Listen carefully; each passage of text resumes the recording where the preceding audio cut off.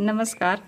आइए आज सुनते हैं मुंशी प्रेमचंद की लिखी कहानी धिक्कार। ईरान और यूनान में घोर संग्राम हो रहा था। ईरानी दिन दिन बढ़ते जाते थे और यूनान के लिए संकट का सामना था। देश के सारे व्यवसाय बंद हो गए थे। हल की मुठिया पर हाथ रखने वाले किसान तलवार की मुठिया पकड़ने के लिए मजबूर हो गए। डंडी तौलने वाले भाले तौलते थे। सारा देश आत्मरक्षा के लिए तैयार हो गया था। फिर भी शत्रु के कदम दिन दिन आगे ही बढ़ते आते थे। जिस ईरान को यूनान कई बार कुचल चुका था, वही ईरान आज क्रोध के आवेग की भांति सिर पर चढ़ाता था। मर्द तो रण क्षेत्र में सिर कटा रहे थे और स्त्रियां प्रतिदिन की निराशाजनक खबरें सुनकर सूखी जाती थी। क्यों कर लाज की रक्षा होगी? प्राण का भय न था, संपत्ति का भी भय न था। भय था तो मर्यादा का। विजेता गर्व से मतवाले होकर यूनानी ललनाओं को घूरेंगे, उनको कैद करके ले जाएंगे। उस विपत्ति की कल्पना ही से इन लोगों के रोए खड़े हो जाते थे। आखिर जब हालत बहुत नाजुक हो गई तो कितने ही स्त्री पुरुष मिलकर डेल्फी के मंदिर में गए और प्रश्न किया, देवी, हमारे ऊपर देवताओं की यह वक्र दृष्टि क्यों है? हमसे ऐसा कौन सा अपराध हुआ है? क्या हमने नियमों का पालन नहीं किया, कुर्बानियाँ नहीं दी, व्रत नहीं रखे? फिर देवताओं ने क्यों हमारे सिरों से अपनी रक्षा का हाथ उठा लिया? पुजारी ने कहा, देवताओं की असीम कृपा भी देश को द्रोही के हाथ से नहीं बचा सकती। इस देश में अवश्य कोई न कोई देशद्रोही है। जब तक उसका वध न किया जाएगा, देश के सिर से यह संकट न टलेगा। देवी, वह द्रोही कौन है? जिस घर से रात को गाने की ध्वनि आती हो, जिस घर से दिन को सुगंध की लपटें आती हो, जिस पुरुष की आंखों में मद की लाली छलकती हो, वही देश का द्रोही है। लोगों ने द्रोही का परिचय पाने के लिए और कितने ही प्रश्न किए, पर देवी ने कोई उत्तर न दिया। यूनानियों ने द्रोही की तलाश करनी शुरू की। किसके घर में से रात को गाने की आवाज़ें आती है? सारे शहर में संध्या होते स्यापा सा छा जाता है। अगर कहीं आवाज़ें सुनाई देती थी तो रोने की, हंसी और गाने की आवाज़ कहीं न सुनाई देती थी। दिन को सुगंध की लपटें किस घर से आती हैं? लोग जिधर जाते थे, किसे इतनी फुर्सत थी कि घर की सफाई करता, घर में सुगंध जलाता? धोबियों का अभाव था, अधिकांश लड़ने के लिए चले गए थे। कपड़े तक ना धुलते थे। इत्र फुलेल कौन मलता? किसकी आंखों में मद की लाली छलकती है? लाल आंखें दिखाई देती थी, लेकिन यह मद की लाली ना थी, यह आंसुओं की लाली थी। मदिरा की दुकान पर खाक उड़ रही थी। इस जीवन और मृत्यु के संग्राम में विलास की किसे सूझती? लोगों ने सारा शहर छान मारा, लेकिन एक भी आंख ऐसी नजर ना आई जो मद से लाल हो। कई दिन गुजर गए। शहर में पल पल पर रण क्षेत्र से भयानक खबरें आती थी और लोगों के प्राण सूख जाते थे। आधी रात का समय था। शहर में अंधकार छाया हुआ था, मानो श्मशान हो। किसी की सूरत न दिखाई देती थी। जिन नाट्यशालाओं में तिल रखने की जगह न मिलती थी, वहाँ अब सियार बोल रहे थे। जिन बाजारों में मंचले जवान अस्त्र शस्त्र सजाए ऐंठते फिरते थे, वहाँ उल्लू बोल रहे थे। मंदिरों में ना गाना होता था, न बजाना। प्रसादों में अंधकार छाया हुआ था। एक बूढ़ा यूनानी, जिसका इकलौता लड़का लड़ाई के मैदान में था, घर से निकला और ना जाने किन विचारों की तरंग में देवी के मंदिर की ओर चला। रास्ते में कहीं भी प्रकाश न था। कदम कदम पर ठोकरें खाता था, पर आगे बढ़ता चला जाता। उसने निश्चय कर लिया कि या तो आज देवी से विजय का वरदान लूँगा या उनके चरणों पर अपने को भेंट कर दूँगा। सहसा वह चौंक पड़ा। देवी का मंदिर आ गया था और उसके पीछे की ओर से किसी घर से मधुर संगीत की ध्वनि आ रही थी। उसको बड़ा आश्चर्य हुआ। इस निर्जन स्थान में कौन इस वक्त रंगरेलियां मना रहा है? उसके पैरों में पर लग गए। मंदिर के पिछवाड़े जा पहुंचा। उसी घर से जिसमें मंदिर की पुजारी रहती थी, गाने की आवाज़ें आती थी। वृद्ध व्यक्ति विस्मित होकर खिड़की के सामने खड़ा हो गया। चिराग तले अंधेरा, देवी के मंदिर के पिछवाड़े यह अंधेर। बूढ़े ने द्वार से झांका। एक सजे हुए कमरे में मोमबत्तियां झाड़ों में जल रही थी। साफ सुथरा फर्श बिछा हुआ था और एक आदमी मेज पर बैठा हुआ गा रहा था। मेज पर शराब की बोतल और प्यालियां रखी हुई थी। 2 गुलाम मेज के सामने हाथ में भोजन के थाल लिए खड़े थे, जिसमें से मनोहर सुगंध की लपटें आ रही थी। बूढ़े यूनानी ने चिल्लाकर कहा, यही देशद्रोही है, यही देशद्रोही है। मंदिर की दीवारों ने भी दोहराया, हाँ द्रोही है, द्रोही है। बगीचे की तरफ से आवाज आई, द्रोही है। मंदिर के पुजारी ने घर में से सिर निकालकर कहा, हाँ द्रोही है। यह देशद्रोही उसी पुजारिन का बेटा पासोनियस था। देश में रक्षा के जो उपाय सोचे जाते, शत्रुओं का दमन करने के लिए जो भी निश्चय किए जाते, उनकी सूचना यह ईरानियों को दे दिया करता था। सेनाओं की प्रत्येक गति की खबर ईरानियों को मिल जाती थी और उन प्रयत्नों को विफल बनाने के लिए वे पहले से तैयार हो जाते थे। यही कारण था कि यूनानियों को जान लड़ा देने पर भी विजय न होती थी। इसी कपट से कमाए हुए धन से वह भोग विलास करता था। उस समय जबकि देश में घोर संकट पड़ा हुआ था, उसने अपने स्वदेश को अपनी वासनाओं के लिए बेच दिया। अपने विलास के सिवा और किसी बात की भी उसे चिंता न थी। कोई मरे या जिए, देश रहे या जाए, उसकी बला से केवल अपने कुटिल स्वार्थ के लिए देश की गर्दन में गुलामी की बेड़ियां डलवाने पर तैयार था। पुजारिन अपने बेटे के दुराचरण से अनभिज्ञ थी। वह अपनी अंधेरी कोठरी से बहुत कम निकलती थी। वहीं बैठी बैठी जब तप किया करती थी। परलोक चिंतन में उसे इस लोक की खबर न थी। मन इंद्रियों ने बाहर की चेतना को शून्य सा कर दिया था। वह इस समय भी कोठरी के द्वार बंद किए देवी से अपने देश के कल्याण के लिए वंदना कर रही थी कि सहसा उसके कानों में आवाज आई, यही द्रोही है, यही द्रोही है। उसने तुरंत द्वार खोलकर बाहर की ओर झांका। पासोनियस के कमरे से प्रकाश की रेखाएं निकल रही थी और उन्हीं रेखाओं पर संगीत की लहरें नाच रही थी। उसके पैर तले से जमीन सी निकल गई। कलेजा धक से हो गया। ईश्वर, क्या मेरा बेटा देशद्रोही है?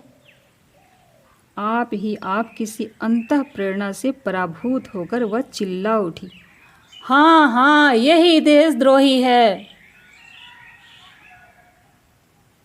यूनानी स्त्री पुरुषों के झुंड उमड़ पड़े और पासोनियस के द्वार पर खड़े होकर चिल्लाने लगे, यही देशद्रोही है, यही देशद्रोही है। पासोनियस के कमरे की रोशनी अब ठंडी हो गई। संगीत भी बंद हो गया, लेकिन द्वार पर प्रति क्षण नगर वासियों का समूह बढ़ता जाता था और रह रहकर सहस्त्रों कंठों से ध्वनि निकलती थी, यही देशद्रोही है, यही देशद्रोही है।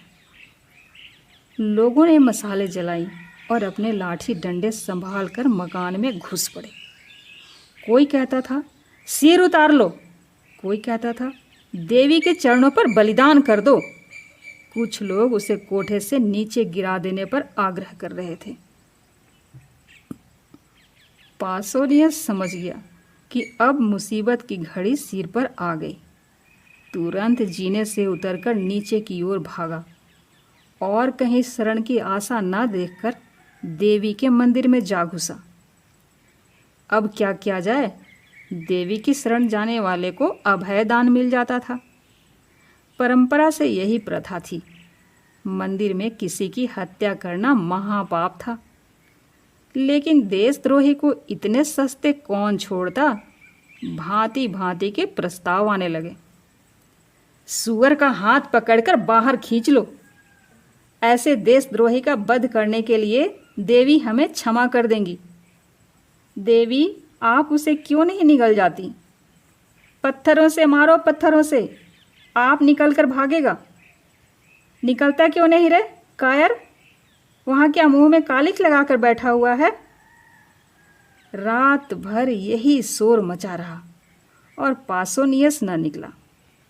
आखिर यह निश्चय हुआ कि मंदिर की छत खोदकर फेंक दी जाए और पासोनियस दोपहर की धूप और रात की कड़ाके की सर्दी में आप ही आप अकड़ जाए।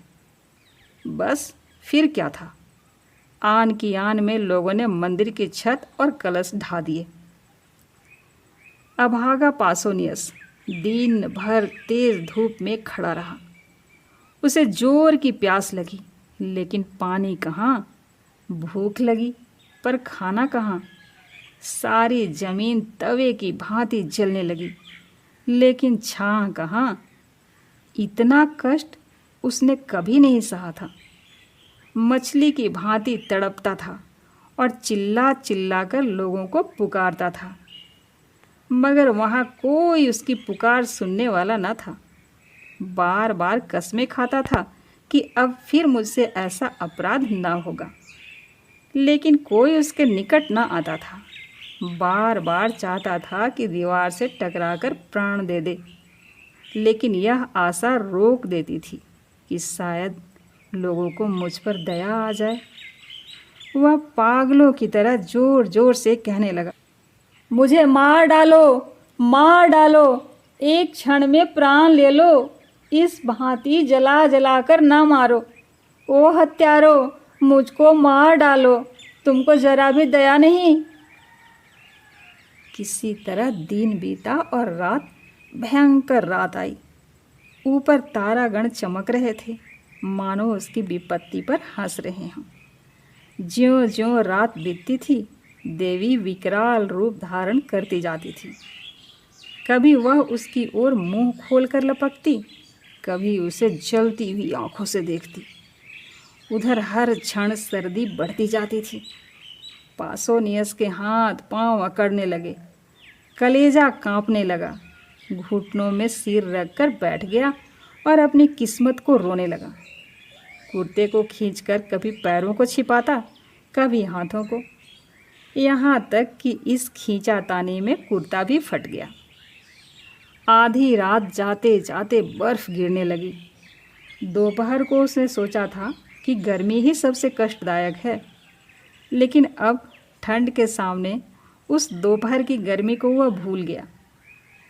आखिर शरीर में गर्मी लाने के लिए उसे एक हिमाकत सूझी। वह मंदिर में इधर उधर दौड़ने लगा, लेकिन विलासी जीव था, जरा देर में ही हाँफ कर गिर पड़ा। प्रातःकाल लोगों ने किवाड़ खोले तो पासोनियस को भूमि पर पड़े देखा। मालूम होता था उसका शरीर अकड़ गया है। बहुत चीखने चिल्लाने पर उसने आंखें खोली, पर जगह से हिल न सका। कितनी दयनीय दशा हो गई थी, किंतु किसी को उस पर दया न आई। यूनान में देशद्रोह सबसे बड़ा अपराध था और द्रोही के लिए कहीं क्षमा न थी, कहीं दया न थी। एक ने कहा, लगता है अभी मरा है, द्रोहियों को मौत नहीं आती, पड़ा रहने दो, मर जाएगा। दूसरे ने कहा, अरे मक्र किए हुए है, अपने किए की सज़ा पा चुका है, अब छोड़ देना चाहिए। सहसा पासोनियस उठ बैठा और उद्दंड भाव से बोला, कौन कहता है कि इसे छोड़ देना चाहिए? नहीं, मुझे मत छोड़ना, वरना पछताओगे। मैं स्वार्थी हूँ, विषय भोगी हूँ, मुझ पर भूल कर भी विश्वास न करना। मेरे कारण तुम लोगों को क्या क्या झेलना पड़ा। इसे सोचकर मेरा जी चाहता है कि अपनी इंद्रियों को जलाकर भस्म कर दूं। मैं अगर 100 जन्म लेकर इस पाप का प्रायश्चित करूं, तो भी मेरा उद्धार न होगा। तुम भूल कर भी मेरा विश्वास न करो। मुझे स्वयं अपने ऊपर विश्वास नहीं। विलास के प्रेमी सत्य का पालन नहीं कर सकते। मैं अब भी आपकी कुछ सेवा कर सकता हूँ। मुझे ऐसे ऐसे गुप्त रहस्य मालूम हैं जिन्हें जानकर आप ईरानियों का संहार कर सकते हैं। लेकिन मुझे अपने ऊपर ही विश्वास नहीं है और आपसे भी यही कहता हूँ कि मुझ पर विश्वास न कीजिए। आज रात को देवी की मैंने सच्चे दिल से वंदना की है और उन्होंने मुझे ऐसे यंत्र बताए हैं जिनसे हम शत्रुओं को परास्त कर सकते हैं। ईरानियों के बढ़ते हुए दल को आज भी आन की आन में उड़ा सकते हैं। लेकिन मुझे अपने ऊपर विश्वास नहीं है। मैं यहाँ से बाहर निकलकर इन बातों को भूल जाऊँगा। बहुत संशय है कि फिर ईरानियों की गुप्त सहायता करने लगूं। इसलिए मुझ पर विश्वास न कीजिए। एक यूनानी बोला, अरे देखो देखो क्या कहता है। दूसरे ने कहा, सच्चा आदमी मालूम होता है। अपने अपराधों को आप ही स्वीकार कर रहा है। तीसरे ने कहा, इसे क्षमा कर देना चाहिए भाई, और वह सब बातें पूछ लेनी चाहिए। देखो, यह नहीं कहता कि मुझे छोड़ दो, हमको बार बार याद दिलाता है कि मुझ पर विश्वास न करो। अगले व्यक्ति ने कहा, अरे रात भर के कष्ट ने होश उड़ा दिए हैं, अब आंखें खुली है। पासोनियस बोला, क्या तुम लोग मुझे छोड़ने की बातचीत कर रहे हो? मैं फिर कहता हूँ, मैं विश्वास के योग्य नहीं हूँ। मैं द्रोही हूँ। मुझे ईरानियों के बहुत से भेद मालूम हैं। एक बार उनकी सेना में पहुँच जाऊँ तो उनका मित्र बनकर सर्वनाश कर दूँ, पर मुझे अपने ऊपर विश्वास नहीं है।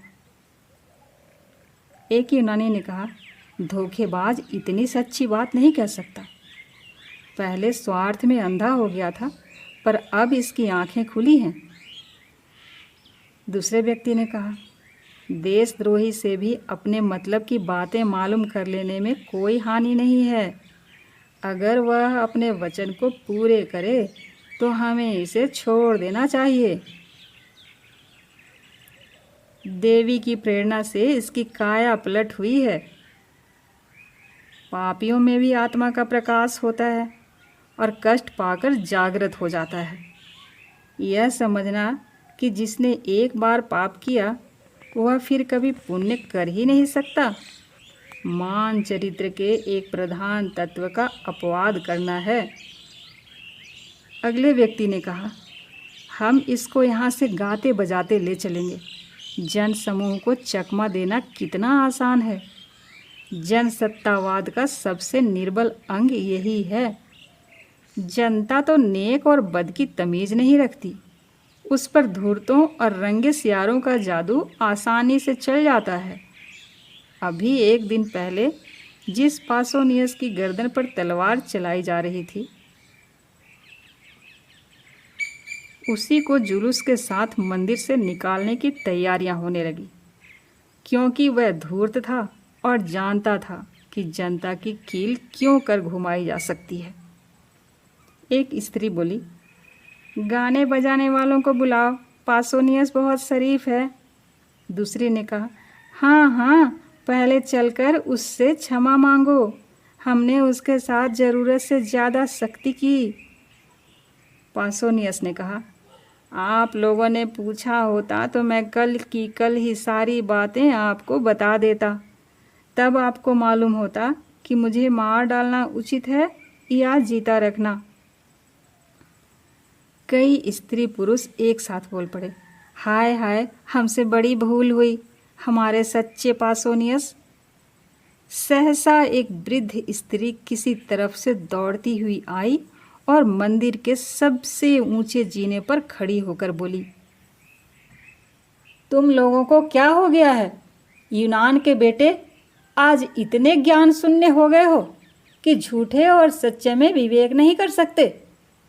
तुम पासोनियस पर विश्वास करते हो, जिस पासोनियस ने सैकड़ों स्त्रियों और बालकों को अनाथ कर दिया, सैकड़ों घरों में कोई दिया जलाने वाला ना छोड़ा, हमारे देवताओं का, हमारे पुरुषों का घोर अपमान किया।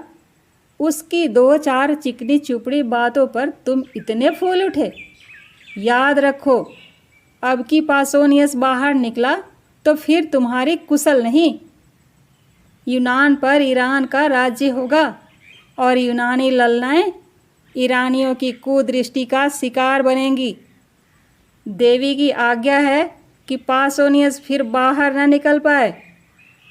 अगर तुम्हें अपना देश प्यारा है, अपनी माताओं और बहनों की आबरू प्यारी है, तो मंदिर के द्वार को चीन दो, जिससे देशद्रोही को फिर बाहर ना निकलने और तुम लोगों को बहकाने का मौका ना मिले। यह देखो, पहला पत्थर मैं अपने हाथों से रखती हूँ। लोगों ने विस्मित होकर देखा। यह मंदिर की पुजारिना पासोनियस की माता थी। दम के दम में पत्थरों के ढेर लग गए और मंदिर का द्वार चुन दिया गया। पासोनियस भीतर दांत पीसता रह गया। वीर माता, तुम्हें धन्य है। ऐसी ही माता से देश का मुख उज्जवल होता है, जो देश हित के सामने मातृ स्नेह की धूल बराबर परवाह नहीं करती। उनके पुत्र देश के लिए होते हैं, देश पुत्र के लिए नहीं होता। यह थी मुंशी प्रेमचंद की लिखी कहानी धिक्कार। उम्मीद है कहानी आपको पसंद आई। अच्छा, तो हम चलते हैं और एक नई कहानी के साथ फिर मिलते हैं। धन्यवाद।